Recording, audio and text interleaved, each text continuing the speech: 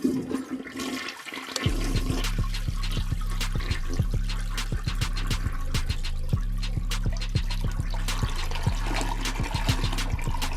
what the fuck is up, guys? It's your boy, JaCrispyDDS. Today, I want to talk about delusions, and I guess specifically an incident that just happened not too long ago. Delusions can be a very terrifying thing, especially if you feel that there's nothing wrong. There's no, this is not the correct way, or this isn't the best way, this is just the way. There's none of that, and that's what's scary, especially nowadays. I mean, everybody's seen that with the last election. The thing with being delusional and being caught up into your own delusions is that everybody else that doesn't believe in those particular delusions are quote-unquote wrong, at least in the eyes of the delusional. So I have a homie of mine from like back in the day. She got married relatively young, I think around like 23, 24, if I'm correct. She didn't choose as well as she could have. I mean, it's like, how do I get into this? She didn't choose well. She's still currently married to the dude. Like, don't get it wrong. Like, they haven't split up. But the thing is that they both feel like they can do no wrong. And that's the issue, especially when you get into marriage, and let's not even jump down the road of, hey, we have kids, which they do. When everyone is around you and they're saying, hey, this probably isn't the best move, hey, you shouldn't be afraid to look into some other options, hey, don't be afraid to love yourself, you should do that. Now, of course, you can try to go with like marriage counseling or like couples therapy or whatever and try to make it work. But if one of the partners or one of the significant others doesn't want to do it, then you're literally still stuck in the same spot. The best way to describe the delusions of my homie is like the people you see flaunting on social media. They have like big stacks of cash, they have Gucci belts, they ride around in fancy cars, got the newest Jordans and shit like that. 9 times out of 10, those motherfuckers are broke. It's like, cool, yeah, you had the money before you got this dumb thing to flex on social media. And I'm like, yeah, appearance isn't everything, but it's a great first impression. How you look, how you carry yourself, how you act, I get that. But if you're spending your last dime on unnecessary or stupid shit and then trying to act like, I got it, then you're really just broke. And you know, the same can be said about relationships. Let me give you guys some backstory. This homie of mine, her and her husband, moved pretty frequently. I would say within like the past 5 years, they've maybe had 3 houses that they bought and then lost for reasons. And I think we're going on 4 right now. Going on the 4th house that they just bought. Recently, this homie got into it with the husband. I'm not gonna go into specifics or details, mainly because I don't know specifics or details. I just really know that they got into it, and that's about it. So I'm thinking, all right, this has happened more than enough times. This is good now. Things can get figured out. She can finally move on. She can heal. It's gonna be shitty being a single parent for a minute, but I mean, you know, figure out this visitation rights, get things settled, right? The thing is, probably about a day or so after everything went down, the nigga's back in the house. I get why she would do it. Probably a number of different reasons. It's like, unfortunately, he's the breadwinner right now. Unfortunately, you have kids, and definitely, I'm not a single parent, not a parent at all, so I've never had to go through, oh, let me tell my child that me and their mother it didn't work out because of this, that, and the other.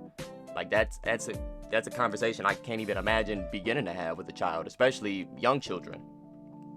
So I'm on the phone with this friend. Well, first off, granddad was tested positive for, you know, the Roro. I'm getting my test later on and I'm gonna see. I haven't really been exhibiting any symptoms. I had like maybe 2 coughs before I went to bed, but I think it's just probably me choking on some spit. But yeah, so I'm on the phone with this friend, and she tells me that the husband is going out, and I'm just like, damn, that's terrible. Like, during all of this, is like, it's shitty. People still gotta go to work. No, he's going out. I don't know specific. It's not work. It could be I'm going out to hang with friends. It could be going to a club or something like that. I don't know. But the thing is like, if there's a chance that I have the Rona, then there's a chance that she has the Rona. And if there's a chance that she has the Rona, then there's a chance that he has the Rona. Let me specify real quick. All we did was smoke together, no more, no less, that's it. So I'm talking to her on the phone. She says, yeah, he's out at a club or with friends or whatever. And I'm just like, really? Like, we could literally be walking fucking diseases.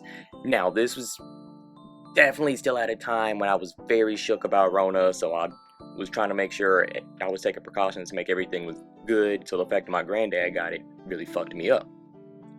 So I think I said something at that point along the lines of him being stupid or something like that, which I shouldn't have went straight to the name calling, fair. But in my emotional state, which I can't even fucking, use as an excuse, I was projecting, I was angry, I was scared. I keep it 100, no cap. So at this point, she starts to get angry, and she starts hurling insults, and she calls me a bum. And I'm like, okay, that's a fair point. Let me break it down for you guys. I moved back in with my parents. I'm at a job right now where I'm pretty much making next to pennies. I was a C student, a college dropout, and I'm a struggling artist. Yes, I'm a bum. So I would think she would listen to me when I say she's a bum. Because obviously, bum recognize bum. Of course, it didn't end there. She continued getting angry, and at that point, I just hung up the phone. Because at this point, there's no arguing. Because it's straight emotions and it's straight insults. So, she's still upset. I guess at some point they were planning to try to beat me up or some shit like that. It still hasn't happened. I'm still good. Ain't nobody done anything to me. I gave an apology. I know her. She's not one to apologize at all. So I'm like, okay, I'm gonna give a little something. I didn't mean it. I wasn't serious. I stood by what I said. Like, I think he's a bum. But over time, as I sat and I thought about the incident, and I started to reflect, and I started to mull over things, I realized something. He's not the bum. If anything, I respect the guy at this point. Look, he has consistent pussy at home. He can go out, fuck his side chick, get caught, get kicked out, and then be back the next day. On top of that, all he does is go to work, smoke, and sleep all day. So for some people, this man is living a life. So I applaud him at this point. Because who's really the bum? The guy that has a track record of doing bullshit and has had this track record since as long as we've all known him? Or the enabler that continues to allow him to do it, that continues to get hurt, but goes back with him anyway? And I feel that's just... Yes, this is her delusion, but there are so many women that are like this. They'll cry and complain and they say niggas ain't shit, but then they get with the niggas that they were crying and complaining about.